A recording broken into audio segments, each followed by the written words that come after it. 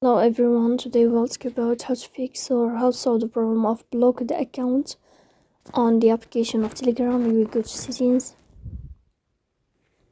In this page we go to apps, default apps, app settings.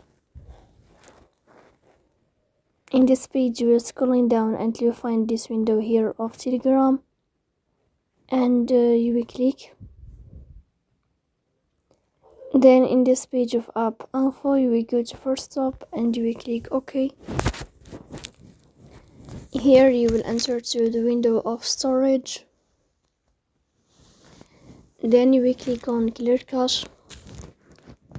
Here you can turn off your Wi-Fi and you can turn on your Wi-Fi again to fix that problem. So please don't forget to support us by like and subscribe.